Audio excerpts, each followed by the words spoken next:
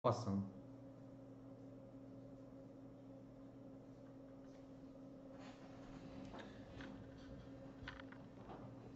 Boa noite, pessoal, tudo bem? Sejam muito bem-vindos. Hoje estamos aí testando uma nova tecnologia. Vamos ver se hoje a gente consegue ter o Fabiano 100% online, né, Fabiano? Exatamente, Patrícia, boa noite a todos. Estamos aí iniciando a nossa live. Vamos ver se hoje eu consigo participar, né? Porque ontem foi tenso, né? A minha internet aqui.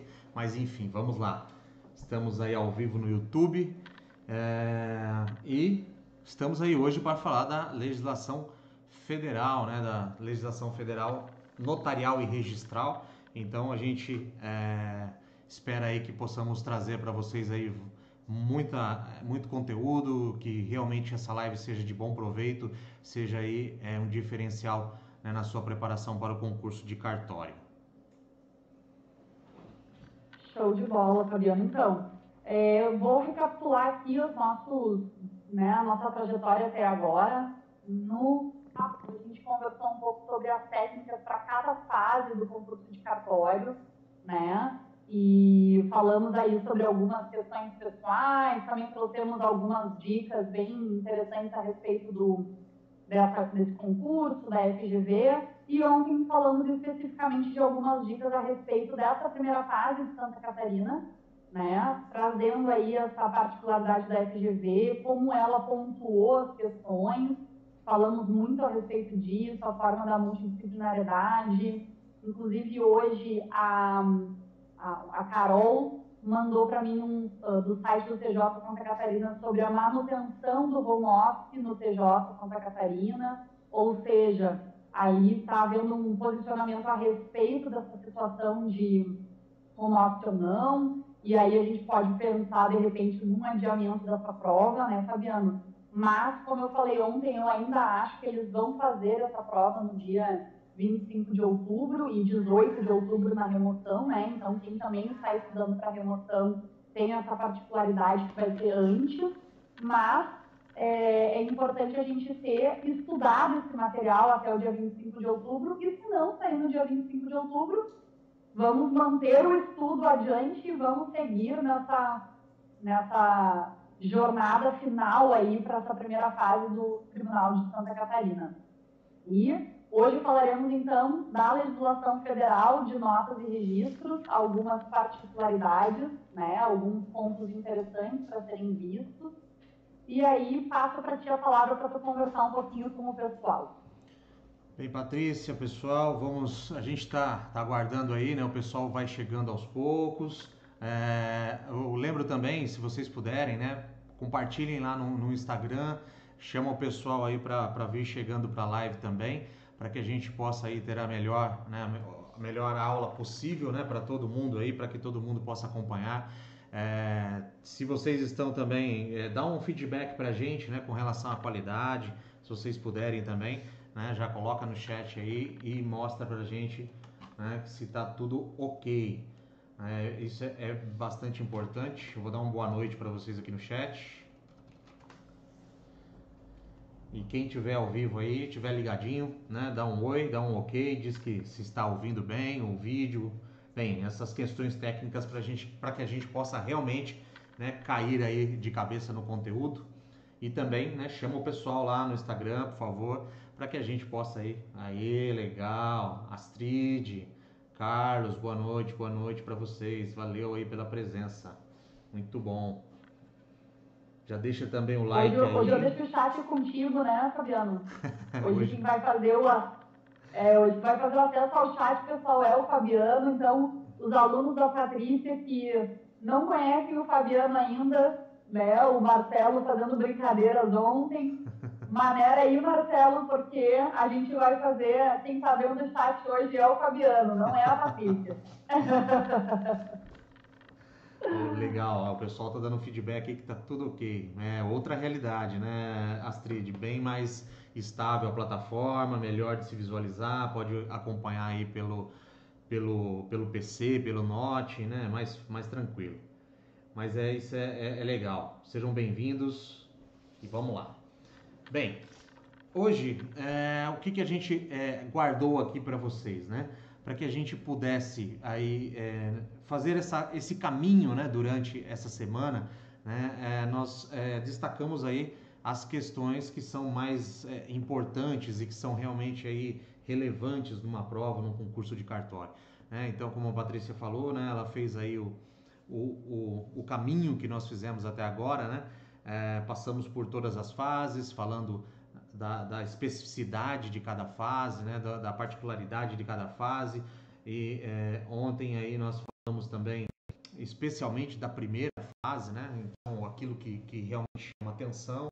Então hoje a gente vai aí partir para a questão da legislação federal, né, no tocante ao registro, ao direito registral e direito notarial. Então, pessoal, primeiramente, né, o que a gente tem que pensar? Né? Primeiramente, a gente tem, lógico, o fundamento constitucional, né, da nossa atividade, né, que é o 236 lá da Constituição Federal, e dele partem, né, todas as leis que vêm para regulamentar a atividade. Então, é de suma importância que a gente tenha em mente isso já, né, para que a gente possa aí saber trilhar, né, saber montar esse quebra-cabeça, porque nós não temos, né, um código notarial, um código registral, né, a exemplo do que existe na Espanha, por exemplo, né, a Espanha tem um código notarial, né, o Brasil não tem, então a nossa legislação ela é esparsa, né, ela é um tanto quanto aí quebrada, digamos assim. Então, por isso que a gente tem que se atentar e muito aí para a nossa legislação federal. Primeiro, claro, né, a gente vê que o artigo 236 da Constituição Federal fala que lei regulará, né, os direitos e deveres dos notários e registradores. E aí eu faço até essa pergunta para vocês, né? Qual é a lei, né? Qual é a principal lei que regula, né, notários e registradores? Manda no chat aí para mim, por favor. Vou ficar esperando a resposta, hein? Qual é a lei que regulamenta, então, a atividade, os direitos, os deveres, também as prerrogativas dos notários e registradores? E aí, pessoal? Também conhecida como estatuto, né, Fabiano, dos notários e registradores. Alguns doutrinadores falam dessa forma. Exatamente. Outros dizem que é a lei dos cartórios, outro a lei dos notários e registradores, enfim, apelido não falta, né, para a nossa lei. É verdade, mas eu confesso que trabalhei 20 anos na área e ouvir falar em estatuto dos notários e registradores me foi muito surpreendente, porque não conhecia até pouco tempo atrás e fui até para o site do Colégio Notarial, Conselho Federal, procurar o estatuto. Eu falei, nossa, aonde tem esse estatuto? Porque eu tenho um livro aqui, inclusive está aqui, ó, que ele é um livro em alemão, que é o Estatuto da UINL, né, da União Internacional. E aí eu falei, será que o Brasil fez a tradução e temos esse estatuto? E é isso que o pessoal fala, né? Eu falei, mas não pode, ele está falando com uma legislação. Eu fiquei naquele momento, assim, o que será que é? Acabei me deparando aí com a lei dos cartórios sendo o estatuto. Exatamente. Aí a Francine 8935, o Eric 8935 de 94, exatamente, é a 8935 de 94. Então, pessoal, para você que está chegando, né, para você que está buscando aí talvez o seu primeiro concurso, para você que está aí iniciando, né, no mundo notarial e registral, a 8935 é a porta de entrada. Por quê? Porque ela regula toda a atividade, regula os direitos, regula os deveres, regula as responsabilidades, né, tanto civil, penal, tributária, trabalhista, enfim, regula o direito previdenciário, né, a que regime se enquadram os notários e registradores, né, e distribui as competências, né, as competências notariais e as competências registrais. E aí nós voltamos naquele post, né, inclusive que o pessoal comentou ontem, onde nós falamos da diferença, o que é o direito notarial e o que é o direito registral, né, que eles não são a mesma coisa.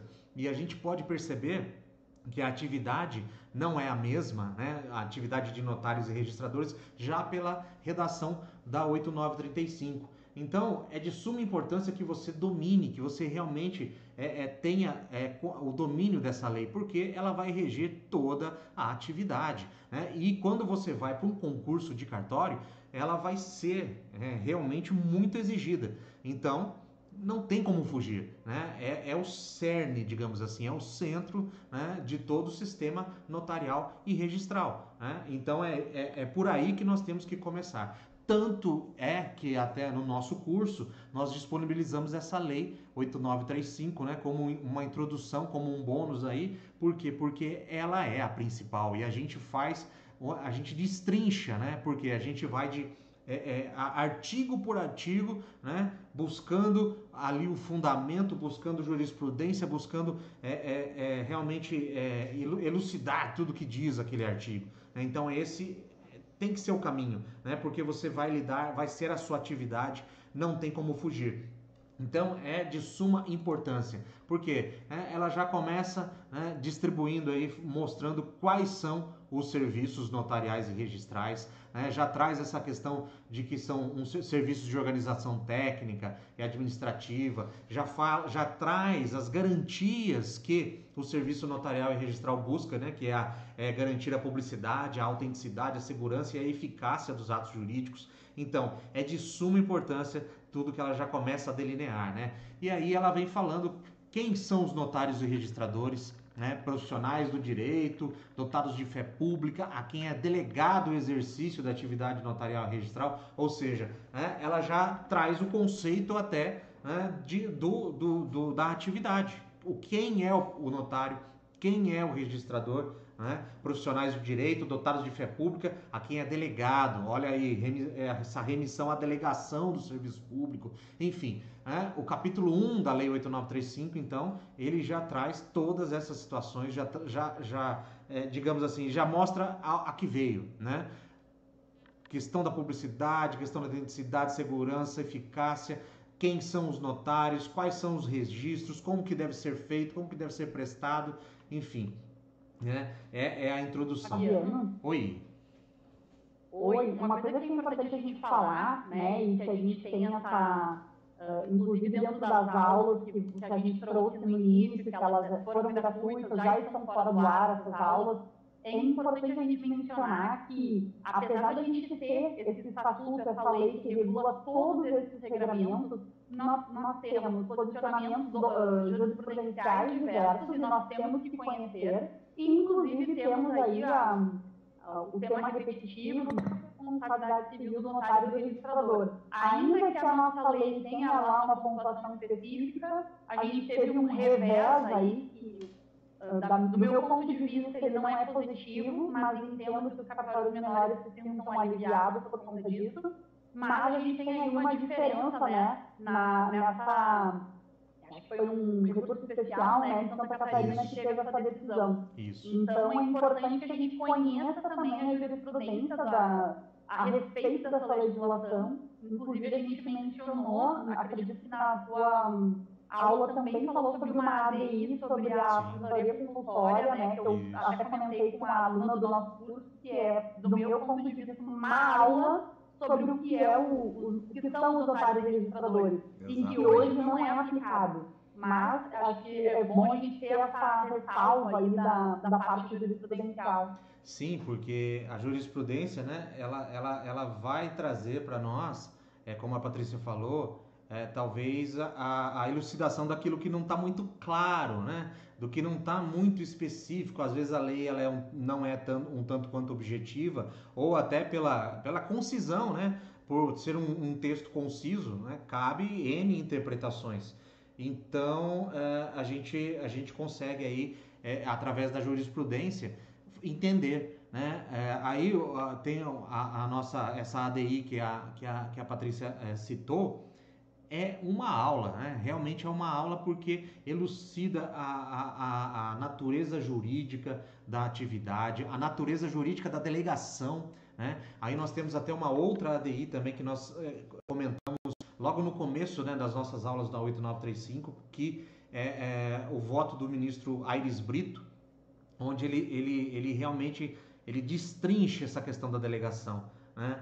você, é o que eu te digo, você, quando a gente fala em delegação, talvez você esteja preso ao conceito lá do direito administrativo e a gente pensa única e exclusivamente naquela delegação de serviço público, né, feita aí através de licitação e institucionalizada por contrato, né, que é feita com pessoas jurídicas para a prestação de serviços públicos, mas serviços públicos materiais, né, concessão de energia, de distribuição de energia elétrica, de serviço de telefonia, enfim, serviço de televisão, né, são N os serviços, né, mas aí que está, no tocante ao notário registrador é diferente, porque primeiro, né, não se dá através de licitação, segundo, não se dá através de contrato, terceiro, não se dá para pessoas jurídicas, né?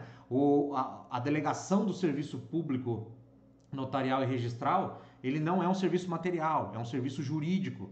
E por isso, então, a delegação é personalíssima, né? Então é feita uma pessoa física, através do quê? De um concurso público, e aí onde é feito, né, a outorga, o ato de outorga, né? Então não é um contrato, é um ato de outorga da delegação do serviço. Então isso a gente tem que ter. E aonde a gente vai encontrar tudo isso? Na 8935 e na interpretação que a jurisprudência dá, principalmente aí, né, no tocante ao STF, com relação às ADIs, né? São várias ações diretas de inconstitucionalidade que tramitaram no Supremo com relação à atividade, né? É interessante notar que até mesmo o Supremo, no início, não tinha muita clareza acerca do que era a atividade notarial e registral, né? Então, ainda não tem, né, Fabiano? Em muitos pontos ainda peca, né? A gente vê, assim, umas situações...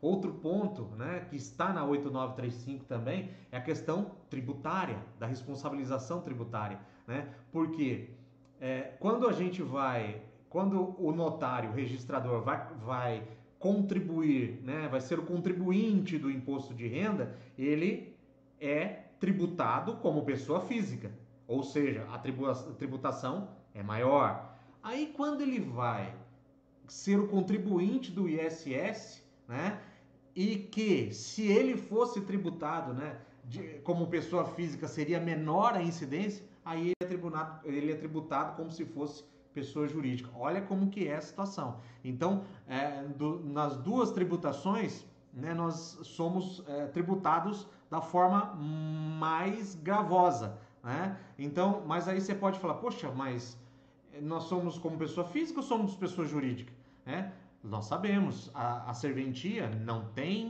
ela não tem personalidade jurídica, né? Em que pese ter CNPJ. CNPJ é um cadastro meramente fiscal, né? Não quer dizer que quem tem CNPJ tenha... Oi. Esse é um ponto importante, o CNPJ, porque muita confusão. Vemos por aí muitas pessoas fazendo aquisições no CNPJ, comprando carros no CNPJ para conseguir descontos, mas, novamente, aquela velha história da autoescola, né? Uma coisa é a prática da teoria, quando a gente vai fazer a prova, outra coisa é a prática da prática, que não significa que seja certo, mas a gente tem que entender, né? O CNPJ, ele só existe para fins de declaração de operação imobiliária. Para fins tributários. Isso pode cair na sua prova, e é de extrema importância que você saiba essa diferença. Exatamente. A gente tem muitas pessoas que não sabem essa situação e acabam se passando, né? E esse é um ponto muito importante. Existe o CNPJ, mas é só para declaração de operação imobiliária. Exatamente, exatamente. Então nós temos que saber, né? Isso aí vai ser a pegadinha, vai ser o que vai te diferenciar dos demais na prova, né? Então, por isso aí a 8935 é o centro, né? É realmente aí a base, né, para que a gente inicie os nossos estudos. Pessoal que está entrando aí, boa noite. Geisa, Elizabeth, Marcelo, Carolina, legal, obrigado aí pela presença, boa noite a todos. Pessoal, conforme a gente for falando, também se for surgindo dúvidas ou se você já tem uma dúvida aí da 8935, pode colocar aí, ok? Já coloca, deixa sua dúvida no chat aí que nós vamos, né, respondendo conforme for aí o andamento da nossa aula, ok?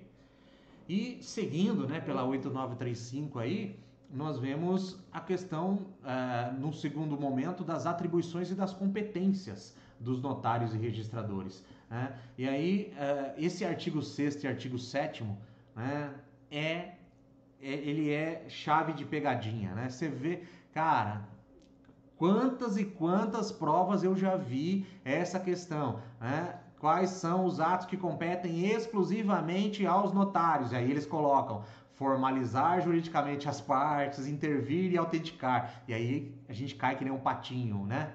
Patrícia? Eu já errei essa questão. Exatamente, cara. Essa questão do artigo 6º e 7º, né? A gente vê em várias e várias provas. Por quê? Porque eles vêm para confundir, né? Porque o artigo 6º ele fala aos notários compete, mas ele fala de competências genéricas. E aí no 7º ele vem e fala da competência exclusiva. Então, para que você não erre isso, eu penso da seguinte forma: quais são as competências exclusivas? E eu penso nos atos propriamente que o notário lavra, né? E aí vem lavrar escritura, lavrar atas, reconhecer firmas, autenticar cópias, enfim. Então esse artigo 7º é pegadinha. Patrícia? Eu acho que é interessante, para mim, uma forma que eu consegui apreender esse ponto, e que eu acho que de repente seja de... Quem sabe alguns alunos aqui vão lembrar de mim na hora da prova, se essa questão vier. Os notários, eles não são únicos e exclusivamente os tabeliões de notas. Os notários são os tabeliões de notas, os tabeliões de protestos, e tem também o oficial, o tabelião e o oficial de registro de contratos marítimos. Exatamente. Então, assim, os notários são os primeiros 3 incisos do artigo 5º, né? Já o tabelião de notas é somente o inciso 1. Quando eu consigo entender que notário não é tabelião de notas, mas seria... o gênero, né? Gênero é notário, CEP é tabelião de notas, eu consigo, então, entender a diferença entre o artigo 6º e 7º. Para mim, o entendimento de uma legislação ela tem que ser compreendida nesse sentido. Sim. Claro, nós não vamos decorar e apreender toda a matéria que está no edital dessa forma. Mas, como a gente falou, 8935 foi a Bíblia do nosso concurso. Então, a gente tem que compreendê-la de uma forma que faça sentido para a gente, né? Sim. E, para mim, esse foi o ponto crucial, entender essa diferença. É interessante porque, por exemplo, fora do Brasil, a UNL só trata os tabeliões de notas. Eles são os notários fora do Brasil. Mas os notários fora do Brasil têm outras especialidades. Aqui no Brasil, os notários incluem o tabelião de notas e o de protestos. Então, a gente tem muitos tabeliões de protestos que fazem parte dessa organização mundial, né? Então é muito importante a gente começar a entender esses pontos que são práticos, mas eles têm que ser entendidos, porque isso está na doutrina e isso faz parte da legislação. Perfeitamente, é isso aí. A Miriam colocou sobre a questão do CNPJ, tem decisão do TJ de Santa Catarina, uma circular, se não me engano, exatamente nesse sentido. Exatamente, Miriam, né? Voltando, né, ao que nós estávamos falando, o CNPJ nada mais é do que um cadastro com finalidade tributária, né, para o controle e fiscalização dos tributos. Só isso, né? Então, eu falo muito isso porque esse semestre, aliás, o semestre passado, né, os meus alunos da graduação tinham esse viés. Eles achavam que quem tem CNPJ necessariamente tem personalidade jurídica. E não é, né? Nós sabemos que a personalidade jurídica vem com ou o registro da pessoa jurídica no RCPJ ou na Junta Comercial do Estado, né? Dependendo aí da qualificação da pessoa jurídica. E o CNPJ, alguns entes despersonalizados o tem também, né? Mas não tem personalidade jurídica. É o exemplo, condomínios, é o exemplo, a serventia notarial e registral, né? Tem CNPJ, mas não tem a personalidade jurídica. Câmaras municipais, Assembleia Legislativa, Congresso Nacional tem CNPJ, mas não tem personalidade jurídica, enfim, e por aí vai, né? Mas é muito importante saber essa distinção, saber que em que pese ter CNPJ, a serventia não tem personalidade jurídica. Outra situação, quem é o polo passivo numa ação, numa eventual ação, por exemplo, de ressarcimentos cíveis, né? O notário, o registrador, causa aí uma lesão ao usuário do serviço, causa um prejuízo e aí o prejudicado vai entrar com ação para buscar aí a reparação do dano, né?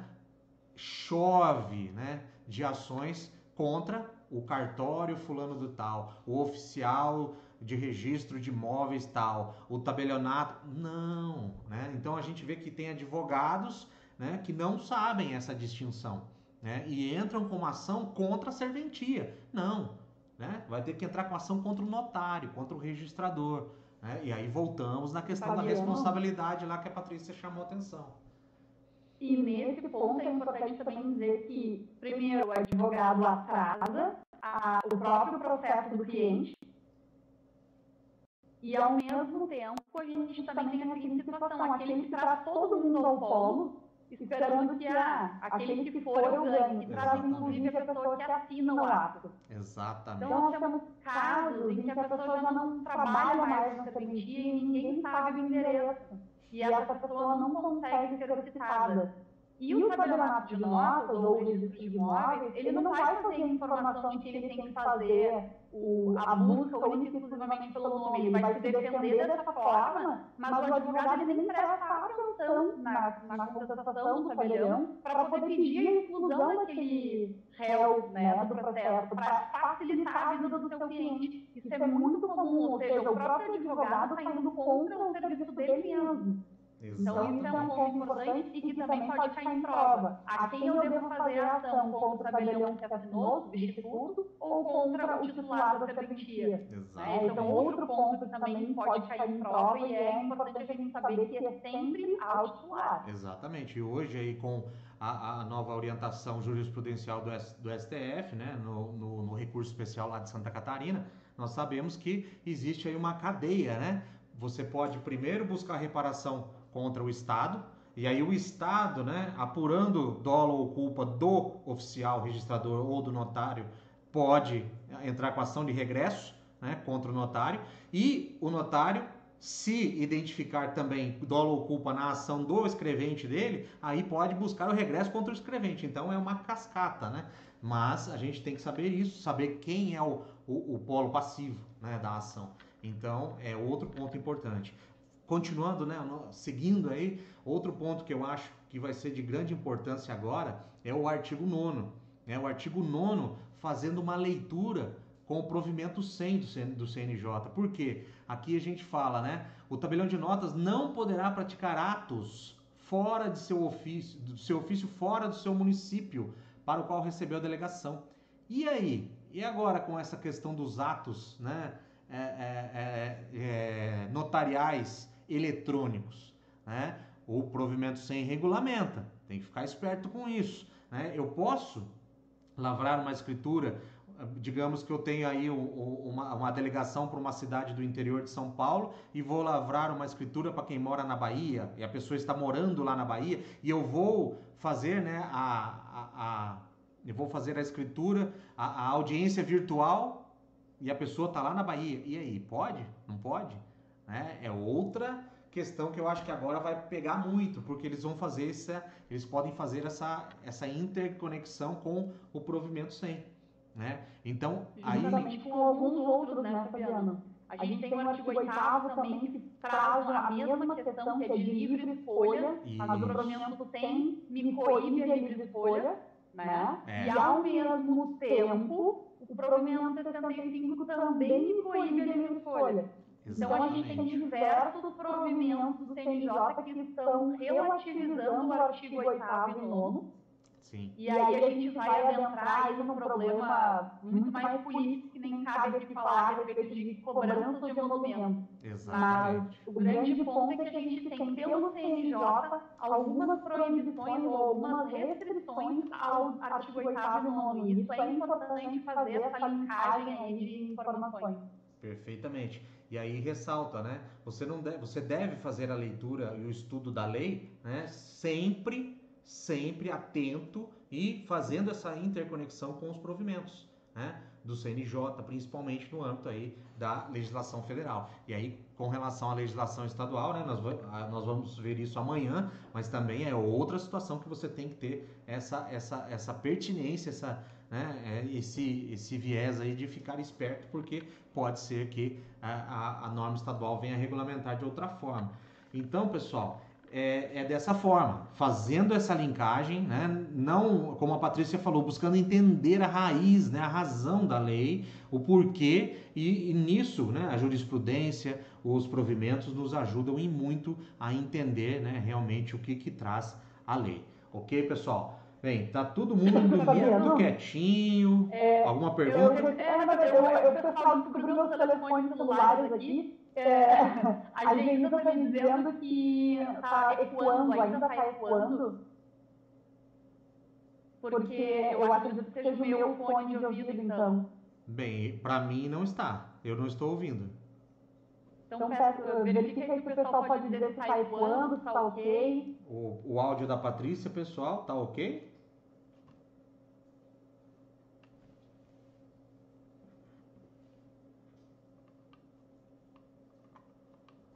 Aqui eu não identifiquei nada, não estava normal, estava tranquilo. Tá, beleza então. Então vamos continuar, qualquer coisa a gente segue adiante. Ok. Tá ecoando, a Francine disse. Bem. Deixa eu ver se eu desligar o fone, peraí. Ainda tá. Está.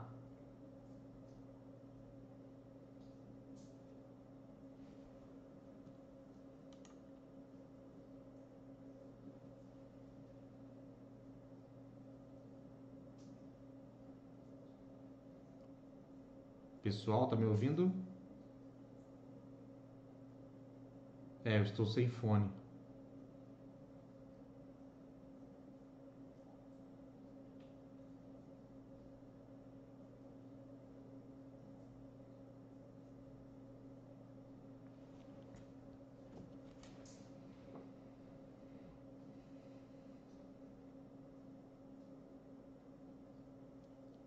Ok. Bem, a Patrícia, o sinal dela caiu, vamos esperar ela retornar então. Bem, vamos seguindo. Conforme eu ia falando, né? Aí nós temos as atribuições. Isso, caiu aqui. Ouvindo? Perfeito. Patrícia está retornando. Vamos lá então. Seguindo na nossa lei 8935, a gente chega aí, né, depois dessa questão que eu chamei a atenção, a sua imagem está horizontalizada. Ixi. Vamos voltar, peraí. Vamos voltar. Veja se voltou. Está na vertical, né? Agora está na horizontal, perfeito. Perfeito, tá ótimo. Seguindo então, pessoal, vamos lá. Eu vou abaixar o meu áudio aqui para ver se melhora, né? Para ver se não dá tanto eco. Agora eu tirei o fone. Eu acho que o fone me derrubou também. Quando eu fui desligar o fone, caiu o vídeo. Vamos lá, seguindo então, pessoal. Com relação, aí seguindo, né, na lei 8935, nós chegamos às atribuições e nas competências dos oficiais de registro. E aí a gente pode estranhar, né, que são só 2 artigos, né, seria tão pouco assim,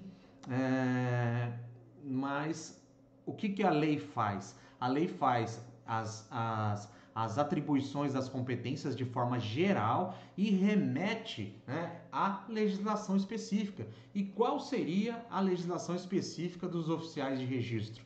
Né? Aí é outra pergunta que também é bem tranquila, né? Para onde vamos? Né? Aonde vai estar regulamentada de forma particularizada, de forma esmiuçada, né, a atividade, as competências, os atos, a forma de lavrar os atos dos oficiais de registro, né? Está, lógico, lá na nossa 6.015, a lei de registros públicos. Agora a Patrícia está ok, perfeito, legal então.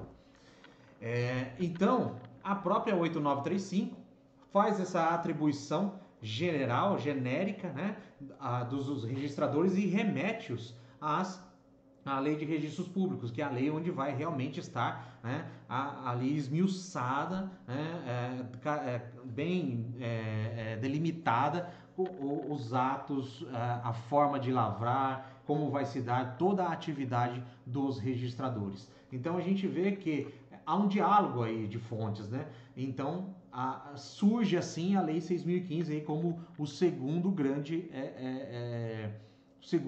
diploma legislativo, né, com relação principalmente à atividade registral, né? Então é de suma importância, a gente vai, né, para 6.015 daqui a pouquinho, mas enfim, é bom saber esse diálogo, né, fazer essas remissões, porque é onde você vai encontrar toda a delimitação dos atos, enfim, a forma de realmente lavrá-los, como deve proceder. Digamos assim, é realmente o livro de receita, né, onde vai estar lá delimitada toda a situação, todos os atos registrais. E, Fabiano, um ponto que é importante a gente conversar é que todas as legislações, com exceção da 8935, elas são anteriores, né? A gente tem a 8935 e tem a 9492. Mas o que é importante a gente vislumbrar aqui? Nós tínhamos uma formatação de cartório antes da Constituição Federal de 88, né? E a partir da Constituição Federal de 88, fez-se necessário uma legislação para regulamentar o artigo 236, que até então não era necessário. O que o legislador fez? Vamos aproveitar o que já existe, 6.015, a própria 6.515, e daí é pertinente a direito de família, mas a 7433 e o seu decreto, que são de 85. Então, o que eles fizeram? Vamos aproveitar isso e vamos trazer o que é necessário, o que foi pedido nos parágrafos do 236, né? Para que então a gente possa continuar funcionando da mesma forma que o era anteriormente. Então a gente tem aí essa edição e por isso entendo que colocaram dessa forma, né? Que lei regulará, porque já estava regulando, né? Não teria o porquê falar mais sobre o que já tinha regulado e muito bem regulamentado. Então esse é um ponto importante de se conhecer, até para uma segunda fase, se cair algum questionamento e poder fazer um preâmbulo e fazer uma explicação, né? Uma historicidade. Exatamente, o que vai realmente fazer a sua nota, né, subir, porque você vai demonstrar conhecimento, não só conhecimento atual, mas o conhecimento da evolução e da história, né, do que ocorreu aí com o direito registral e notarial, né, como a Patrícia falou, né, já havia todo um sistema registral, né, então não haveria sentido em simplesmente descartar e regulamentá-lo novamente, né? Então foi o que a 8935 fez, né? Trouxe as competências gerais e fez a remissão, né, a 6.015, que já detalhava os atos registrais, né? Seguindo na nossa 8935, ela vai tratar aí no seu capítulo 2 a respeito dos prepostos, né? O que são os prepostos dos notários e registradores, né? São os escreventes. Outra coisa outra situação que eu vejo que existe muita confusão, né, nessa questão de hierarquia dentro da serventia, digamos assim, né? Hierarquia entre aspas, claro, mas às vezes as pessoas confundem, acham que o substituto ele não é um escrevente, ele é um escrevente. Só que, né, ele é designado pelo oficial, né, para que seja o substituto. E aí nós temos ainda outros dois modelos, né, até de substituição, né? O substituto ali para determinados atos, né? Por exemplo, o que pode ocorrer numa serventia onde há acumulação de modalidades, né? Digamos que eu tenha lá um RI acumulado com um RCPJ e com RTD. Eu posso designar o substituto, né, para o RTD, o substituto para o RI, o substituto para o RCPJ, e eu posso, daí, ainda tem o substituto do parágrafo 5º, que seria o meu substituto de forma geral, para toda a serventia, né? Inclusive, né, existem alguns estados que fazem a determinação, assim que o oficial assume, ele tem que comunicar, né, o seu juiz corregedor de quem é o seu substituto, né, o seu substituto geral, do parágrafo 5º do artigo 20. Então existe muita essa confusão, né? Então a hierarquia, veja, hierarquia entre aspas, né? Porque não se trata de cargos, não se trata não se trata de uma organização administrativa no âmbito do direito administrativo, não, nada disso.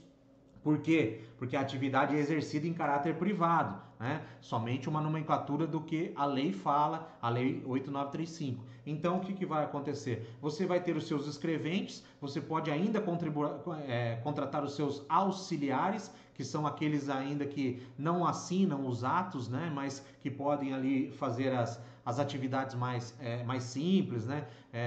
Colheita das cópias, né? Preparar a documentação, e aí o escrevente realmente é quem vai lavrar o ato, né? E dentre os seus escreventes, aí você vai, né, poder indicar aí o seu substituto, como eu falei, né? O substituto aí do parágrafo 4º, digamos assim, né? Que pode praticar todos os atos daqueles que ele designa, e o seu substituto, que é o geral, né? Que vai substituí-lo nos seus impedimentos e nos seus afastamentos, enfim, nas suas ausências, ok? Outra grande questão que tem aí nesse parágrafo 4º, aí é dentro do tabelião, no tabelionato de notas, é a questão, né, do que diz o parágrafo 4º, né? Que os substitutos poderão praticar todos os atos que lhes sejam próprios, exceto, no tabelionato de notas, lavrar testamento. E aí, pessoal? É esse o entendimento? Permanece assim? Como que vocês entendem isso? Dúvidas a respeito disso? Patrícia já está ali se controlando, né? Né, Patrícia? Na verdade, assim, é uma discussão que até hoje existe nos próprios colegas, né? Aqui no Rio Grande do Sul, recente tivemos modificação no último, quando o novo Código de Normas foi expedido, né, em janeiro, que entrou em vigor em março, foi quando nós tivemos a alteração. Por quê? Porque ainda entendendo que o Código Civil verse de forma diferente, né? A gente tem justamente essa discussão, o Código Civil fala de uma forma, 8935 fala de outra. A gente tem a seguinte situação: qual norma vale mais, a genérica ou a específica, né? E aí a gente entra justamente nessa discussão, porque a genérica tentou resolver a questão da específica. No entanto, se a gente for uma análise legislativa, estudar a legislação, né, regradamente, a gente diria que não poderia. Agora, o Brasil vive uma mudança legislativa e normativa muito sui generis, assim como a nossa profissão.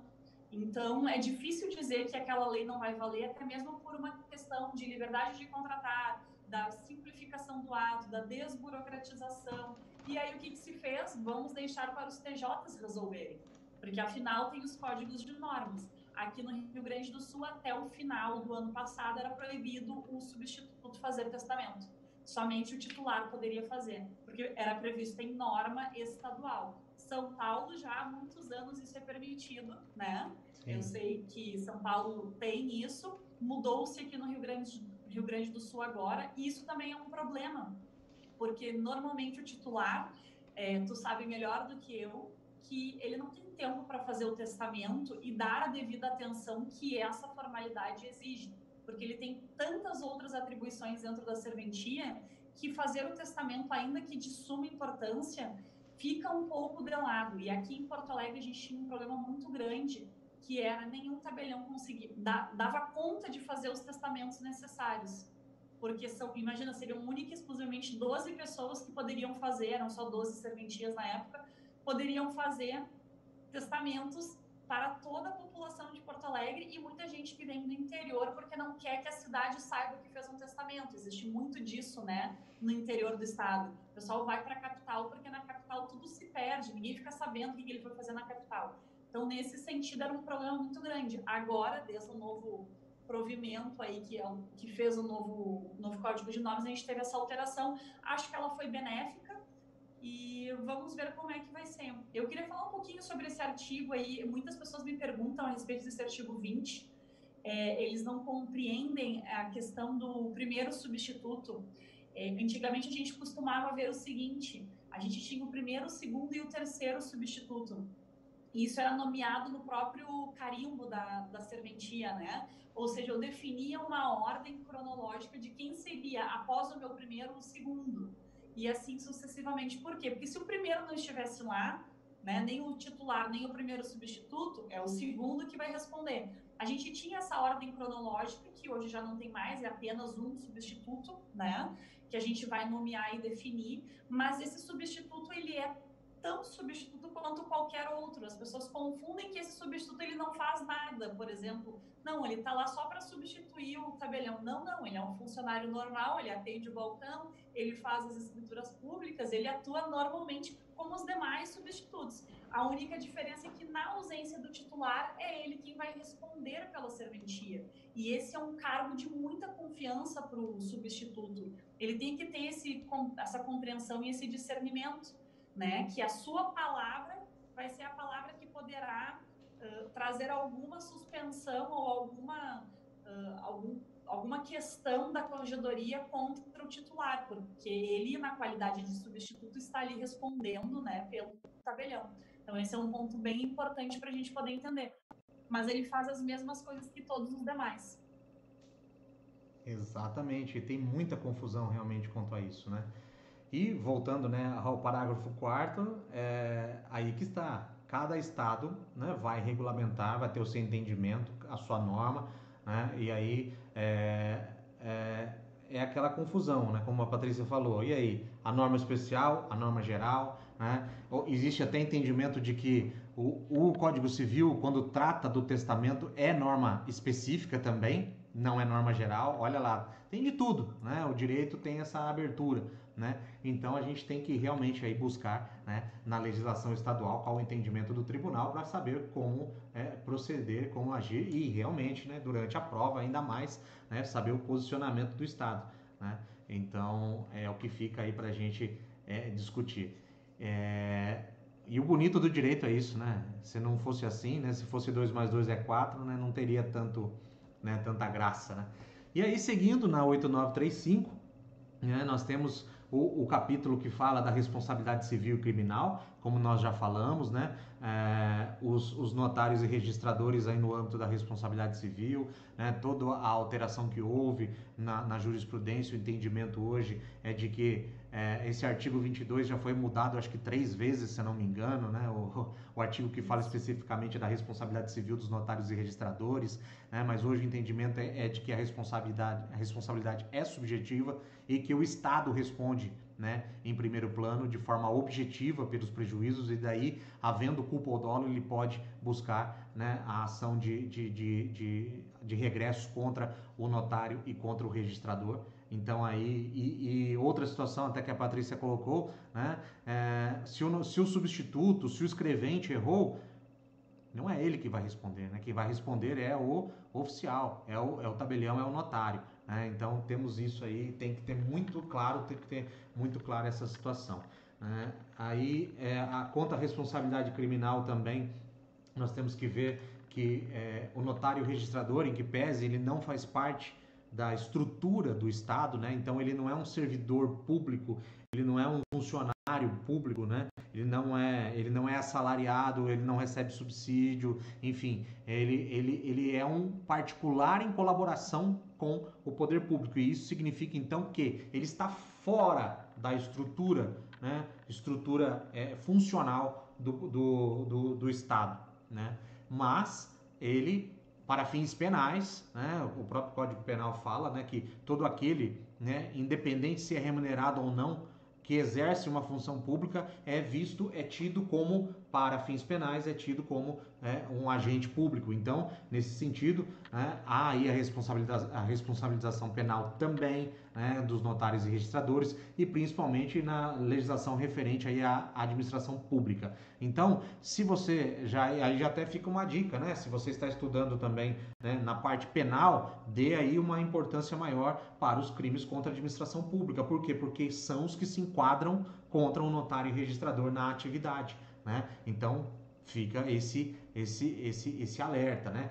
E se cair, que você lembre da gente aí no dia da prova, porque chamamos atenção para esse detalhe, né? Seguindo, capítulo 5 da 8935, então fala das incompatibilidades e dos impedimentos. E aí é outra situação que a gente tem que ter muita clareza, né? O que é incompatibilidade e o que é impedimento, né? Pense da seguinte forma: a incompatibilidade, ela é maior, né? É aquela situação que é incompatível, então que você não pode exercer de maneira nenhuma, você está realmente fora, né? Você não consegue, você não pode exercer. E o impedimento são para situações pontuais, né? Então, o exercício da atividade notarial é incompatível, a incompatibilidade se dá quando, né?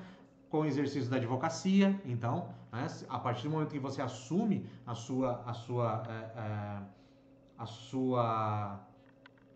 serventia, né? Você tem que, né, se retirar dos quadros da OAB. Você não pode exercer, você não pode praticar atos de advogado, você não pode acumular advocacia e atividade notarial e registral. Por quê? Incompatibilidade, de forma genérica, né? Você não pode atuar, né? A intermediação de serviços ou de qualquer cargo, emprego, função públicos, né? E nesse detalhe aí, ressalta, né, essa ADIM 1531, que foi publicada em março desse ano, então pouca gente tá ligada nisso aí, né? E aí, como é uma coisa recente, para a banca buscar isso daí é o chamariz, né? É sangue para tubarão, né? Digamos assim, né? Por quê? O que a DIN 1531 tratou? Tratou do mandato eletivo de vereador, né? Qual que era o entendimento? Inclusive tinha, né, resolução ou provimento do CNJ, eu não lembro ao certo, mas no nosso curso até eu coloco isso. Existia lá a regulamentação do CNJ dizendo que o vereador, né, o mandato de vereador não era incompatível se houvesse a compatibilidade de horário. Então, o que acontecia, né? Se o oficial tivesse exercendo o mandato eletivo aí de vereador, se houvesse a compatibilidade de horários, ele podia acumular e continuar na serventia. Aí, o entendimento dessa ADIM veio no sentido contrário, né? Veio no sentido de que aplica-se o artigo lá aos impedimentos do 3840 da Constituição Federal, que falam que a partir do momento que você é diplomado, você não pode exercer outro cargo, né? São os impedimentos genéricos, né, ao notário e registrador. Qualquer um que é diplomado em cargo eletivo, a partir da diplomação ele não pode ter contrato, ele não pode exercer cargo público, ele não pode ter outro vínculo com o poder público. E aí, qual o entendimento, né? Que se você tem uma delegação, você não pode. Então você teria que se afastar da delegação para poder exercer o seu mandato eletivo. Antes aceitava-se o mandato de vereador. Agora, então, essa é a mudança. Inclusive, foi revista já a regulamentação do CNJ. Cuidado, porque você vai entrar no site do CNJ, vai pegar a resolução lá, vai estar só com a indicação que foi revisto, né? A última atualização que eu baixei, que eu peguei, não estava alterada ainda. Tomem esse cuidado, mas quando você pegar aqui a 8935 para estudar pelo site do Planalto, vai ter essa,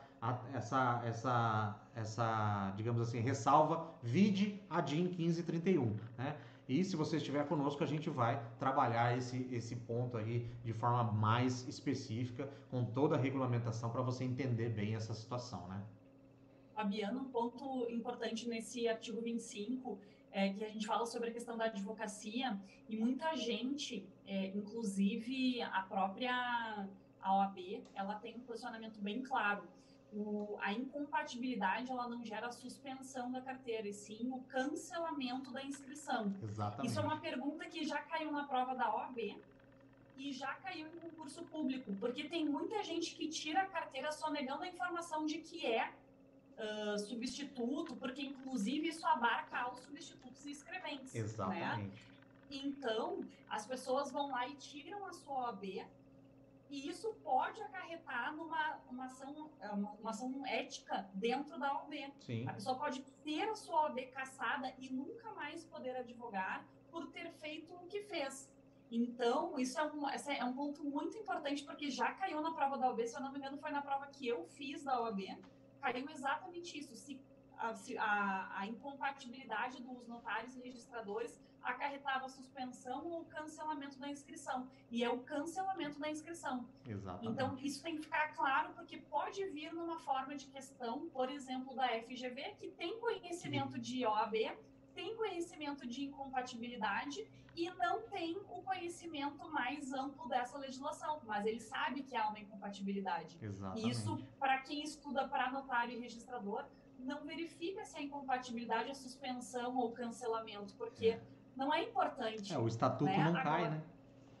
Claro, agora para estudar para a ordem, tu precisa ter essa informação. Então, juntar conhecimentos aí e poder compreender essa incompatibilidade como total, como se juiz fosse. Exatamente, exatamente, é isso aí mesmo.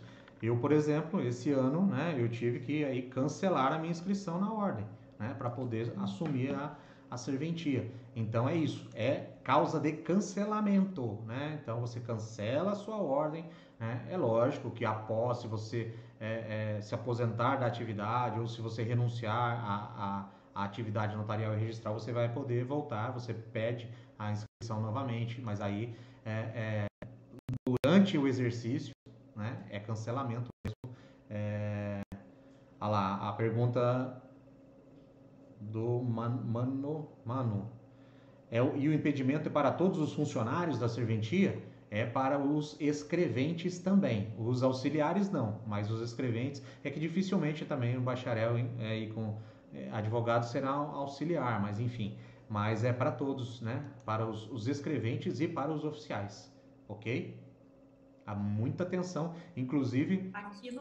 Aqui no Rio Grande do Sul é para todo mundo, tá, Fabiano? Isso é um ponto, assim, bem interessante, porque, inclusive, os auxiliares são proibidos de ter. Ah, é? Até os auxiliares do Rio Grande do Sul. Olha aí, mais uma situação para a atenção à legislação estadual, né? Porque cada estado pode aí regrar de forma diferente. Perfeito, muito bem colocado.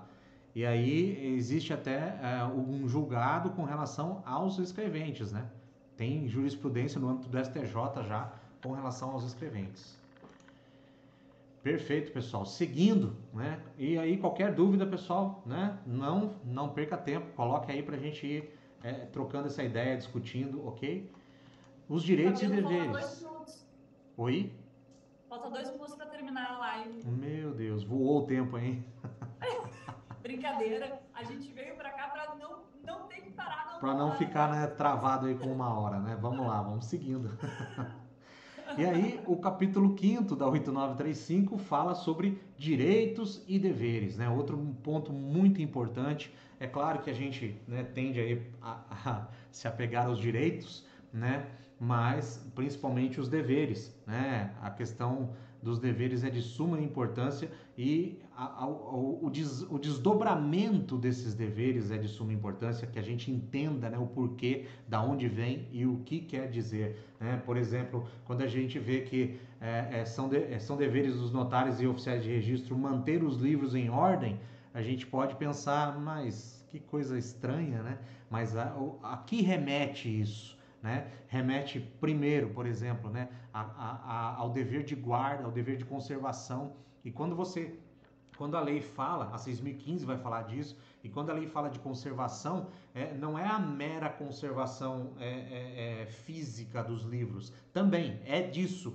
mas ela quer remeter à integridade da informação que está dentro, né, que está contida nesses livros. Então, esse dever de cuidado com o acervo da serventia é de suma importância, por quê? Porque é isso que garante a integridade da informação que vai ser prestada, né? Do registro que está ali entabulado, né? Gravado nas páginas dos livros. Então, vai além, né? Não é esse conservar, beleza, legal. Não, você tem que entender isso, você tem que atrelar com os princípios que regem, né, a atividade. E assim tem que ser entendido, né, todos os deveres. Você tem que fazer essa linkagem para que até numa eventual segunda fase você tenha subsídios para realmente encorpar a sua resposta, né? Porque você sabe fazer esse diálogo de fontes, né? Quando a gente vê ali afixar em local visível de fácil leitura e acesso ao público as tabelas de emolumentos em vigor. Por que isso? Por que existe essa questão de afixar a tabela? Né? Decorre do dever de publicidade. Né? Pensem, qual a natureza jurídica dos emolumentos? Natureza jurídica tributária. Se trata de tributo, se trata de receita pública. Se é público, né, decorre então a publicidade está intrínseca a isso. A pessoa tem que saber o que está pagando, quanto está pagando, por que está pagando, do que está pagando. Né? Então, por isso a questão da publicidade, né, do valor dos emolumentos, a publicidade da tabela. Então, tudo isso, né, tem um porquê, tem uma raiz, né, tem um fundamento. Né? Então a gente tem que realmente saber delinear e saber buscar a raiz de todos esses deveres, de todas essas questões.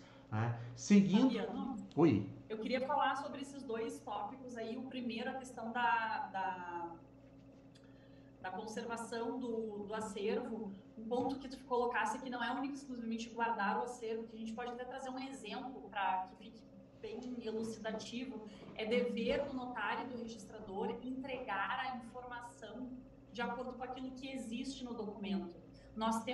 Eu tenho um caso em específico de um conhecido no qual, lá há muitos anos atrás, quando ele era menor de idade, ofertaram a ele uma certidão de nascimento com o segundo nome totalmente diferente do que é o nome dele. Agora, quando ele foi registrar a filha, ele precisou da certidão de nascimento atualizada porque ele não tinha identidade. E veio com o segundo nome do pai. E ele falou, mas esse não é o meu segundo nome. Ele passou a vida tendo um outro segundo nome que não é o segundo nome que efetivamente estava no registro.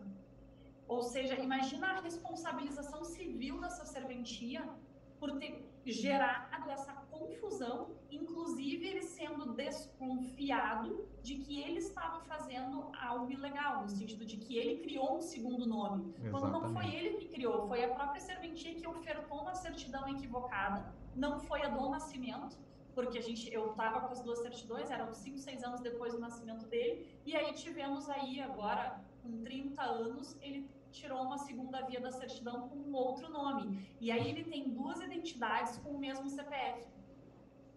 Cada uma com um nome. Identidade do Paraná com um nome e identidade do Rio Grande do Sul com outro. Mas o CPF é o mesmo. E o CPF dele está com o nome errado. Sim. Então a gente tem uma confusão patrimonial, pessoal. A gente tem toda a questão da própria personalidade da pessoa que foi afetada com isso. Esse dever de acervo e de poder compreender o que está lá é justamente isso, porque ocasionou na vida de uma pessoa um problema tão grande que gera uma responsabilização civil enorme hoje do Estado, né? Precatório, quem vai receber vai ser o neto dele, não vai ser ele, mas se a gente parar para analisar, esse é o tipo de necessidade de acervo e de cuidado com o material, né? E já com relação à questão dos tributos, especificamente porque a gente tem essa definição de que ele é uma questão tributária, né, equiparada à taxa, por assim dizer, ele tem a situação de que ele não pode ser um percentual sobre o valor do ato. Essa proibição, ela não decorre única e exclusivamente da 10.169. A 10.169, ela trouxe essa impossibilidade na lei, mas em função da noção de que é um tributo, e o tributo proíbe o percentual. Daí no Código Tributário Nacional. Então, esses links a gente tem que começar a fazer para poder ter essa compreensão do direito e o porquê que essa 8935 tem essas informações. Exatamente. E aqui eu trago um outro ponto. O Código de Normas de Santa Catarina, nesse deveres dos notários aqui e registradores, ela tem uma gama muito maior de deveres. Então, aqui é uma possibilidade de pegadinha na prova. De acordo com o que o enunciado for te trazer, a gente vai ter que analisar se é da 8935 ou se é do Código de Normas. Porque se for do Código de Normas, é que nem aquela questão do artigo 6º lá que compete com exclusividade. Vai confundir porque está no Código de Normas achando que é da lei federal e não é. Esse é um ponto muito importante para a primeira fase. Exatamente. Outra situação que essa situação que você colocou é corriqueira, né? Vira e mexe, eles tentam confundir na primeira fase, porque à luz da 8935, aí vem uma outra questão, à luz do Código de Normas. Então, a gente tem que ter muito cuidado com relação a isso, porque eles vão pegar pontos onde são divergentes, né, onde o entendimento do Estado é divergente, e vai colocar e vai pedir. E aí, se você está com a relação com a legislação federal, você vai errar, ou vice-versa, né? Então é de se chamar a atenção para essas questões, sim, né? E outra, né, é aquilo que eu falo, isso aqui é o cerne, isso aqui é o espírito da atividade notarial e registral, né? São situações que você tem que saber, né?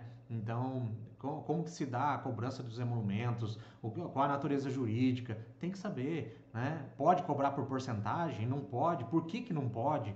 Né? Não tem como. Isso aqui digamos assim, né? É o prato principal da atividade, não tem como fugir disso. E aí, a gente vê na sequência as infrações disciplinares e as penalidades, outra situação muito importante que tem muita dúvida, porque com relação aqui, nós temos que ver, lógico, saber isso aqui, o que está explícito na lei, tem que saber, não tem como fugir disso. Mas uma coisa que surge muita dúvida é a questão do processo administrativo, como que se dá o processo administrativo, né? E aí é onde você vai ter que buscar, né? Porque aqui a lei fala que haverá aí um procedimento, respeitado o direito de defesa, né? Enfim, perfeito. Mas, e o como acontece? Legislação estadual, né? O que a legislação estadual traz a respeito do processo administrativo, qual é o órgão julgador, qual é a primeira instância administrativa, qual a segunda instância, a quem eu recorro, enfim, tudo isso, né? Tem que também aí tem que ficar esperto, por quê? Porque pode ser perguntado até lá no direito administrativo e não nas questões notariais e registrais. Né? Por quê? Porque é uma questão administrativa, de direito administrativo, então você tem que estar atento a essa situação. Interessante, Fabiano, se eu não me engano, Santa Catarina tem, além de ter dentro do Código de Normas um regramento específico que fala ali a formatação. Eu acho que é Santa Catarina, tá? Não tenho certeza porque, não sei se pode ser Paraná, mas eu acho que Santa Catarina tem um regramento específico sobre a questão da capacidade civil do tabelião e do registrador, que ele faz todo um processo administrativo com laudos médicos para solicitar a capacidade civil desse tabelião registrador por excesso de pessoas que estavam interditadas e permaneciam sendo titulares das serventias. E aí era o substituto que estava administrando, né? Normalmente algum parente. Então, se criou um regramento específico para isso. E se eu não me engano, é Santa Catarina. Vou verificar para amanhã se eu localizo, porque isso é um ponto que pode cair, por exemplo, no registral e notarial e que não tem nada a ver com a lei federal e ela é muito particular do Estado. Os prazos de recurso, depois disso, para quem que vai o recurso, recorre a quem, Conselho da Magistratura, enfim, todo o regramento está lá num provimento solto que não foi para dentro do Código de Normas. Então, esse é um ponto importante, pode ser até que esteja naquele Código de Organização Judiciária, que também está previsto no edital, e que Exatamente. É imenso e não faz sentido algum estar no edital, mas quem sabe esteja lá. Eu vou tentar confirmar para amanhã, para a gente conversar amanhã sobre isso. Exatamente. Essa questão do processo administrativo geralmente é tratado no âmbito estadual, né? E aí a gente tem que ficar muito ligado nisso, porque é onde vai querer, né? Vai querer nos pegar, não tem como, né? Enfim, seguindo, né, para a gente encerrar aí a nossa visão da 8935, aí nós temos a questão da fiscalização pelo Poder Judiciário, né, que nós sabemos que ela se dá aí tanto na órbita estadual quanto no âmbito federal. Na órbita estadual, né, as corregedorias dos tribunais, e no âmbito federal aí pelo CNJ, né? E também nós sabemos que existe essa correição permanente que se dá em cada comarca, né? E aí a lei estadual, a lei de organização judiciária que vai determinar, né, quem é o corregedor, quem responde, né, pela correição e como se dá toda essa questão também dentro aí da estrutura do Tribunal de Justiça, como a Patrícia colocou, a quem recorrer, né, quem é a segunda instância administrativa, né, tudo isso, né, faz parte desse tema fiscalização pelo Poder Judiciário, né? E aí nós trazemos, a 8935 traz as causas de extinção, traz a questão da Seguridade Social, e aí vem fazer as disposições gerais, ela vem fazer as disposições a respeito dessa transição, né, que diz respeito aos que estavam, né, antes de 88, aqueles que estavam entre 88 e a edição da 8935, e aí o novo regramento da 8935 também é outra situação que a gente tem, que é muito importante, que a gente tem que saber aí para poder discutir. Bem, com relação ao 8935, a gente fez esse, né, en passant, digamos assim, né, e se vocês têm dúvidas, tem algumas questões, né, podem colocar para a gente ir discutindo. Né. O outro grande diploma legislativo é a Lei 6.015, né, não tem como fugir dela, não tem como sair, porque ela vai trazer todo o regramento do âmbito registral, do direito registral. Então, assim, quando a gente fala de direito registral, né, a gente tem que pensar em primeiro plano já na Lei 6.015, é o principal diploma legislativo. E aí a 6.015, como eu falei, ela é a norteadora do dia a dia do registrador. Né? Ela traz aí as questões com relação à ordem de serviço, à escrituração, como que se dá a conservação, a publicidade dos atos, enfim, a Lei 6.015 ela tem essa prerrogativa, né, de regulamentar todos os atos, todo o proceder, né, todo o agir dos registradores. Né? Então, é outro ponto que a gente tem aí, se a gente for, né, caminhando e delineando, aí, são N fatores que a gente tem para discutir, e a gente tem que realmente saber ela, tem que dominar, tem que saber o fundamento, tem que buscar esse conhecimento, porque ela vai ser de suma importância para a atividade notarial e registral. Pessoal, nenhuma questão, nenhuma pergunta? Eu acho que eu tenho mais dúvidas que o pessoal. Estão acordados aí, né?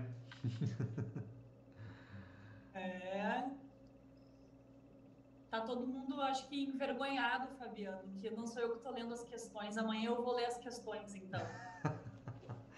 Tô assustando, pessoal. Eu sou mais brincalhona, eu acho. Mas, enfim, e aí, continuando, né, para a gente entender essa situação, né, como eu falei, o registral é a Lei 6.015. E aí, outra situação que surge, né, e que muita gente tem dúvida, e o notarial? Né? E os notários? Né? Existe uma lei específica? Existe... Aí é outra situação, né, que demanda um grande esforço para você conseguir juntar esse retalho, né?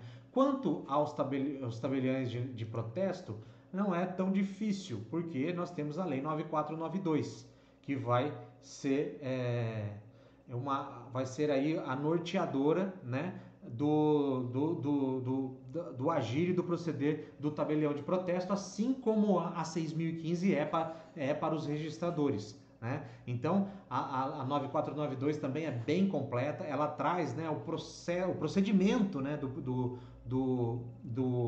protesto. Então, se você a estuda, se você divide e vai vendo os capítulos, o que quer dizer, o que traz, é o procedimento do protesto ali delineado, né, para você. Então, ela tem essa possibilidade, é fácil dos tabeliães a recorrerem, né, digamos assim. Então, ela traz as competências, as atribuições, aí ela vem com a ordem dos serviços, da distribuição, depois ela vem falar como que se dá a apresentação e a protocolização dos títulos, né, submetidos a protesto, fala do prazo, fala como que se dá a intimação, da desistência e da sustação do protesto, que pode ocorrer, né, antes da efetivação mesmo do protesto. Aí ela fala do pagamento, que pode ser aí o fator também extintivo, né, impeditivo de que se lavre o protesto, se ele for feito aí dentro desse prazo, né, que digamos assim, do trido, né, do protesto. E enfim, aí efetivamente fala do registro do protesto, e aí todas as consequências que se dão após, né? As averbações e os cancelamentos, né, que podem ocorrer, averbações quando se altera, né, a integridade, ao se altera aí o objeto do registro, né? Ou o cancelamento, né, com o pagamento, com a extinção, ou com uma decisão judicial, enfim, né, as várias possibilidades da extinção.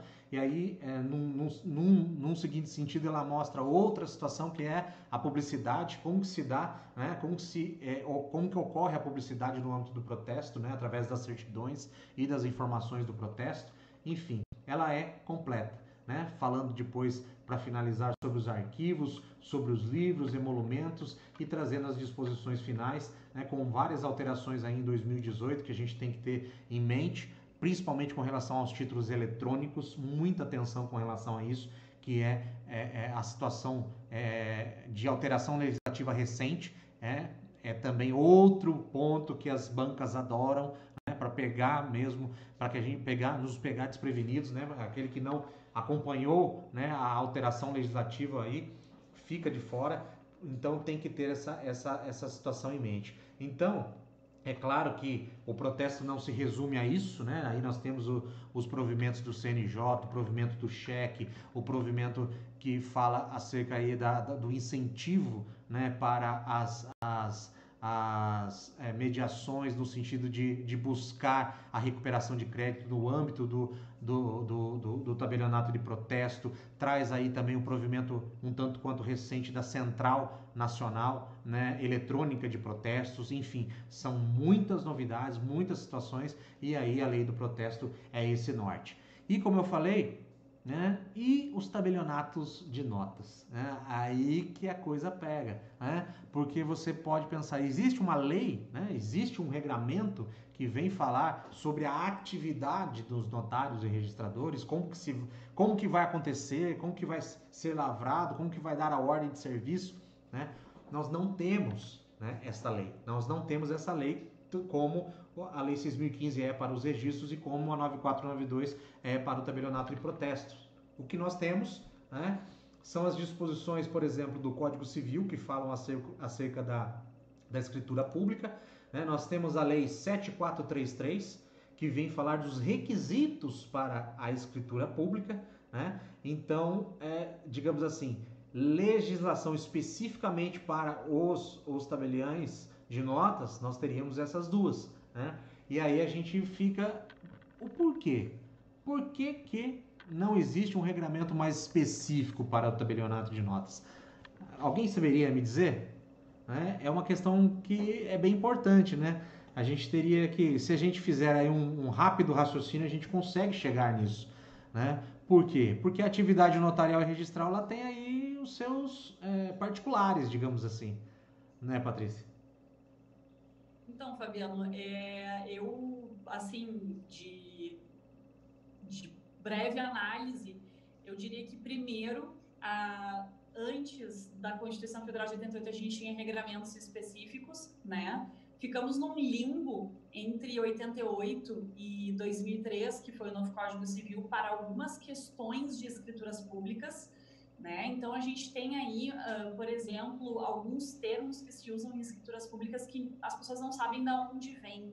Então, eu digo, você vai ter que ir no mínimo um século atrás, porque estão nas ordenações filipinas, estão nas ordenações manuelinas, e estes regramentos, ainda que não estejam mais vigentes, eles trazem essa historicidade e repercutem até hoje nessa situação dos notários e registradores. Mas eu acho que o principal ponto de não haver uma legislação é exatamente aquilo que a gente trouxe no nosso post. O direito notarial, ele formaliza a vontade das partes. Ele pega a vontade das partes e coloca dentro de um documento jurídico o que é possível na análise do regramento. Ou seja, o tabelião, ele é a inteligência artificial que hoje existe, mas ele é a pessoa que pegava todas as legislações existentes e dizia, isso pode, isso não pode. Ainda sempre com divergências, é claro, cada tabelião tem um posicionamento para algumas questões do direito, mas especificamente eu tenho que pegar o direito privado, o direito contratual e aplicar esse direito na escritura pública. Então, por que eu não preciso de um regramento?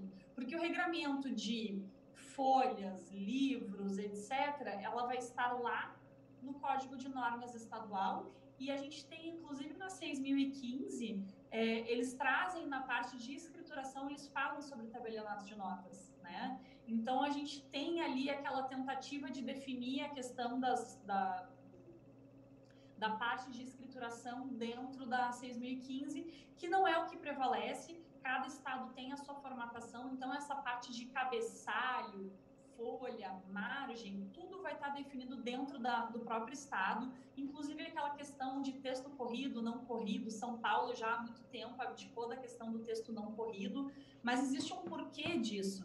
A gente está pensando hoje qual é o problema de ser corrido ou não. Imagine na década de 70, na década de 60, na década de 50, né? Como que se fazia isso? Então, existia um motivo disso que vinha lá desses ordenamentos e hoje não faz sentido. E por isso que a gente tem, então, o Código de Normas Estadual, que ele é muito mais volátil. Eu não preciso de uma aprovação legislativa, eu tenho uma mera canetada do corregedor geral que vai fazer um novo provimento. Claro, sempre embasado com os tabeliães e registradores. Eu não estou dizendo que ele vai fazer isso ao bel prazer dele, mas ele tem uma possibilidade muito mais fácil de modificar essas alterações, e aí fica mais fácil a tratativa.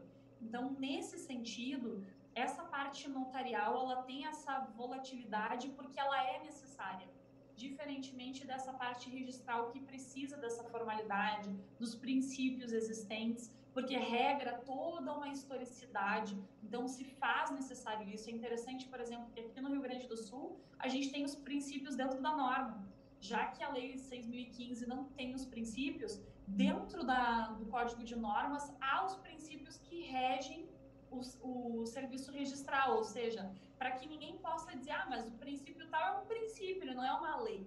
Então, eles trouxeram, né, regraram o princípio para que não haja esse tipo de discussão na esfera extrajudicial, administrativa e até mesmo judicial. Porque quem melhor do que o próprio registrador para entender desse princípio, né? Às vezes o advogado não entende, às vezes o funcionário de balcão não entende e não consegue passar efetivamente aquela situação, então a gente precisa ter isso regrado.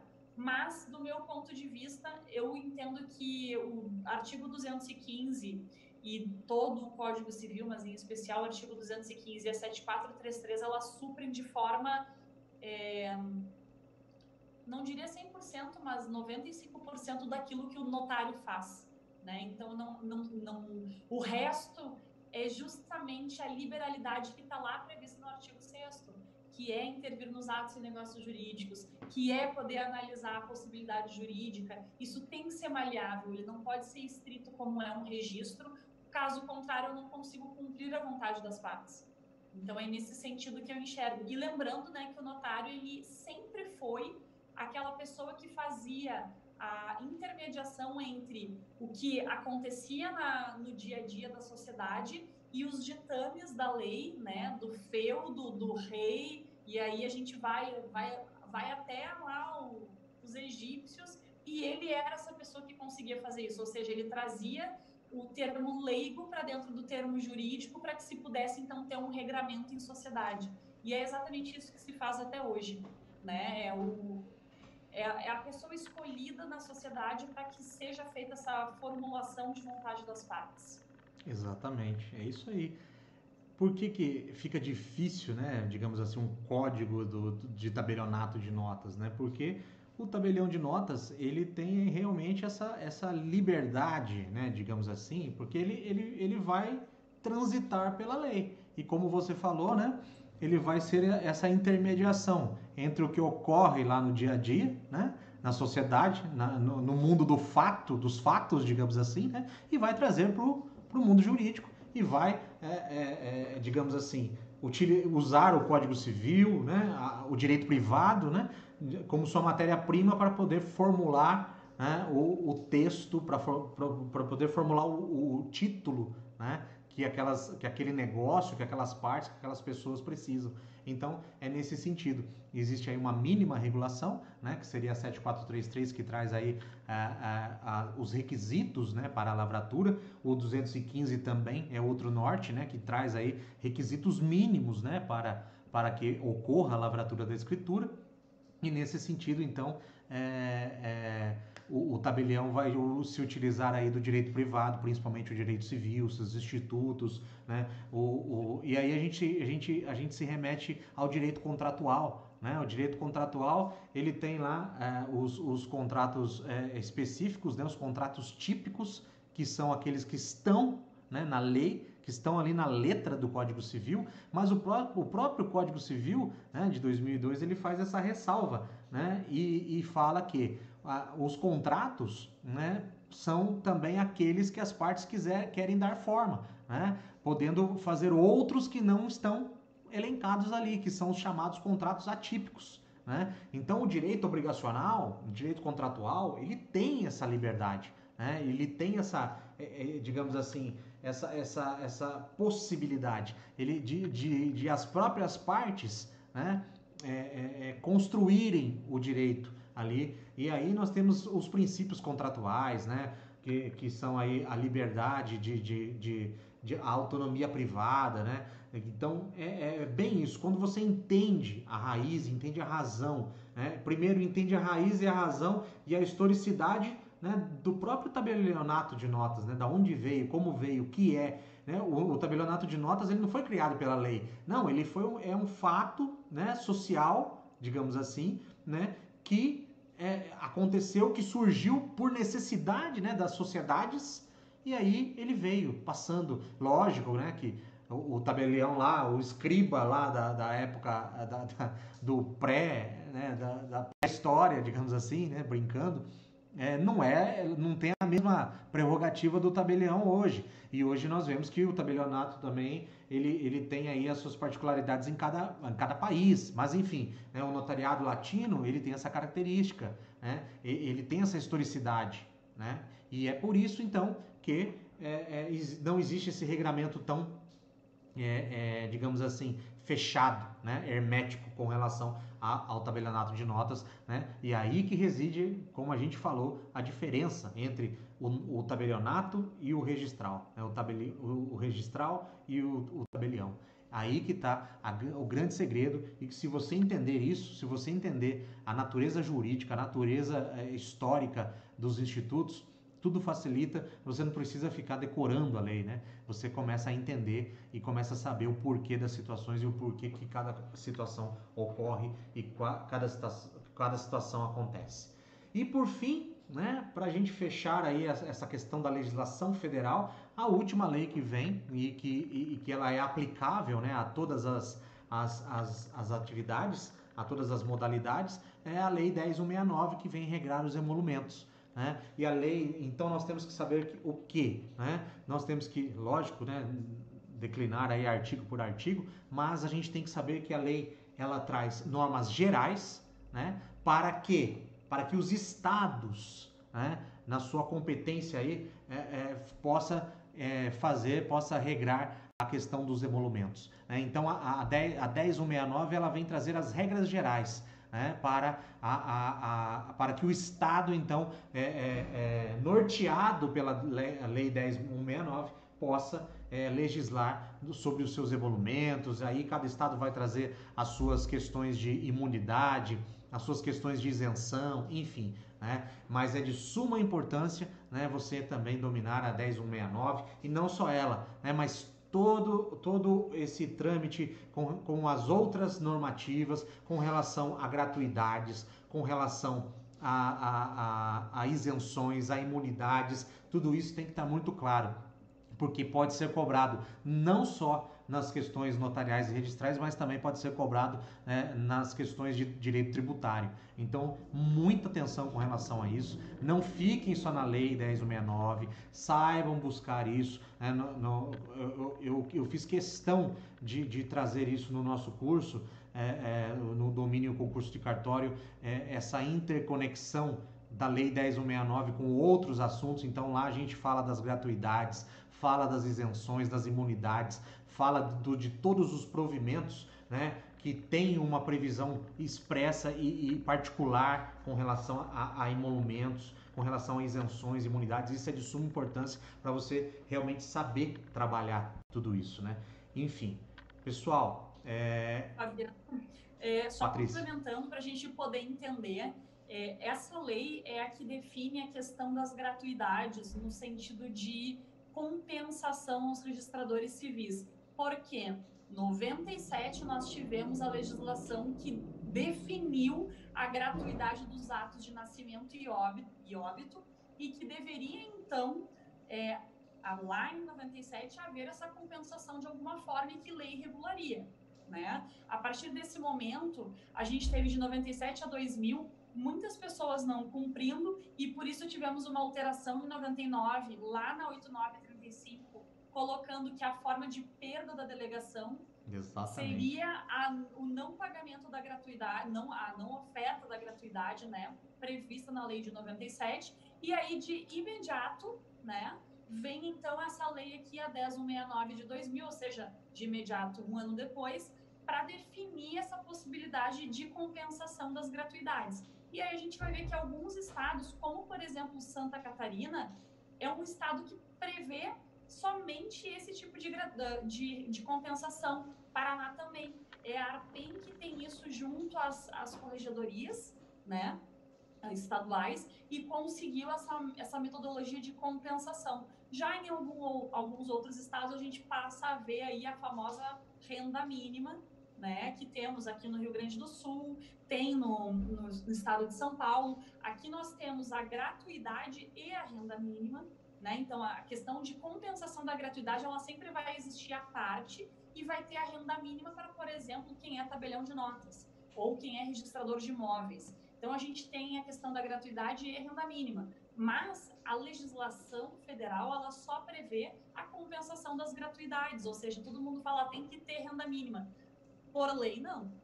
Né? Isso é um acordo estadual com cada e agora, TJ versus entidades. E o recente provimento aí do CNJ que também determinou, né, a questão da renda mínima, mas também, né, somente para registradores civis. Isso, e jogou aí a bola para os estados para que eles façam esse regramento. E aí é de suma importância, né, essa questão, porque a gente vê alguns estados que estão com extrema dificuldade de fazer a lotação, né, das serventias disponíveis. Por quê? Porque não existe essa questão da renda mínima. E se houvesse, né, aí talvez haveria um maior interesse, né, das pessoas buscarem os menores centros. Né? Por exemplo, São Paulo também, né? Existe essa possibilidade, existe tanto os atos gratuitos, né? A remuneração dos atos gratuitos, quanto a renda mínima. No estado de São Paulo existe aí a disposição de 13 salários mínimos. Né? No Rio Grande do Sul, há a disposição do rateio, né? E que geralmente aí gira, né? Ultimamente tem girado em torno de 20 salários mínimos como renda mínima. Agora na pandemia está bem abaixo, né? Tá exatamente. 14. São Paulo vem conseguindo manter ainda na pandemia essa questão dos 13 salários mínimos. Mas isso dá dignidade, né? Isso faz com que a gente consiga ter nos menores lugares, nas cidades mais afastadas e de menor população, um oficial, né, um profissional do direito gabaritado, capacitado, que possa realmente exercer de forma adequada e possa ser o braço do Estado, talvez onde nenhum outro ponto chegue, nenhum outro serviço do Estado chegue. Né? Então, a busca dessa renda mínima é nesse sentido, né, de dar dignidade e de possibilitar, né, com que a capilaridade desse serviço do registro civil das pessoas naturais, principalmente, chegue, né, até as menores localidades do Brasil. Então é de suma importância isso, porque, como a gente já colocou aqui, né, o registro civil, principalmente, ele é a porta de entrada para todos os demais direitos, para o exercício da cidadania. Tanto é que a alteração da 6.015 veio nesse sentido, né? Dizer que os ofícios de registro civil das pessoas naturais são os ofícios da cidadania. Por quê? Porque é a porta de entrada para todos os outros demais serviços, né? Através dele você vai ter o seu registro de nascimento, vai ter o seu CPF, vai ter o seu RG, vai ter a sua reservista, vai ter a possibilidade de se inscrever num concurso público, vai ter a possibilidade de usar o serviço público de saúde, o serviço público de educação, enfim, né? Todo aí uma dignidade, né? Da cidadania, né? Hein, Fabiano? Basicamente, a pessoa se torna agente a partir do momento que tem o registro de nascimento. Ao Exatamente. menos juridicamente falando, ela Juridicamente se torna falando. agente. Exatamente, né? Porque se torna impossível de outra forma, né? Como você falou, e um erro, a pessoa tendo, mas com um erro, olha o transtorno que causou na vida dela, né? Imagina você não tendo o seu registro civil, né? Você não tendo acesso à saúde pública, à educação pública, aos serviços mais básicos, né? E está atrelado aí à dignidade da pessoa humana, né? Você não vai conseguir ser proprietário do seu imóvel, né? E a propriedade é uma garantia fundamental prevista lá na Constituição Federal, no artigo 5º, né? Prevê-se aí a proteção à propriedade, por quê? Porque é aquela questão da dignidade, né? A propriedade, na maioria das vezes, significa, né, a sua casa, a sua moradia, né, o seu asilo inviolável, como a própria Constituição traz, enfim.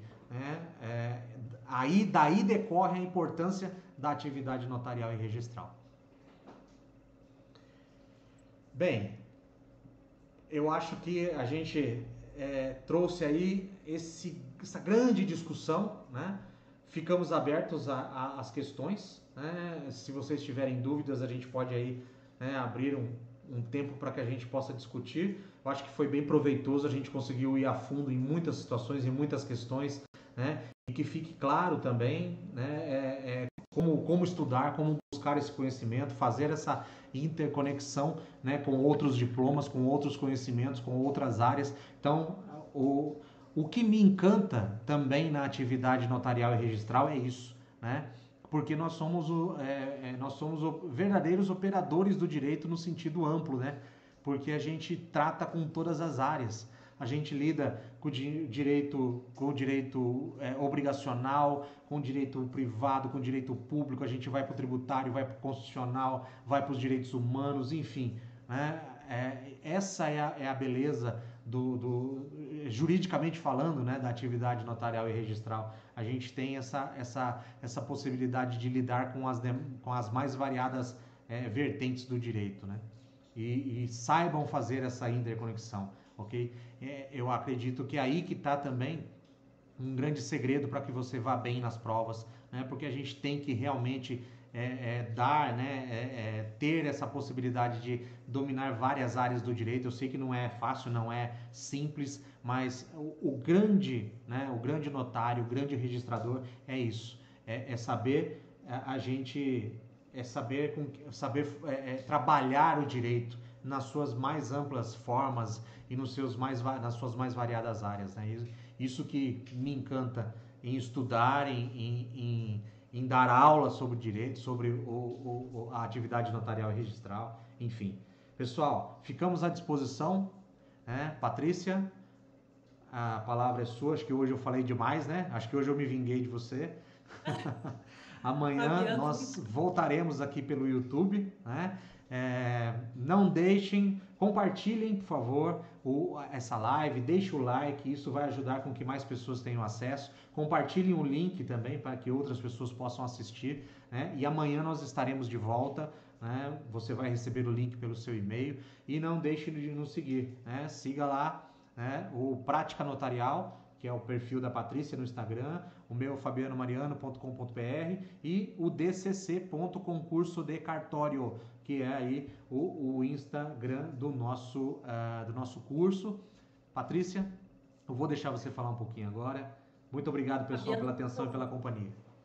Muito obrigada, fico muito feliz de estar aqui, espero que o pessoal tenha gostado bastante. Foi uma aula um pouco mais densa, né? Muito conteúdo, muito pouco tempo, mas acho que a gente deu vários insights aí para o pessoal poder ter como fonte de estudo e ir atrás, fazer essa lembrança para que na hora da prova essas questões estejam sanadas e eles possam, então, gabaritar questões que a gente trouxe aqui como possíveis dificuldades e pega-ratões. Agradeço muito e espero encontrar todos vocês novamente amanhã às 19 horas. É isso aí, pessoal. Até amanhã. Obrigado mais uma vez aí por estarem presentes e voltamos amanhã com mais uma aula sobre a legislação de Santa Catarina. Até lá. Até mais.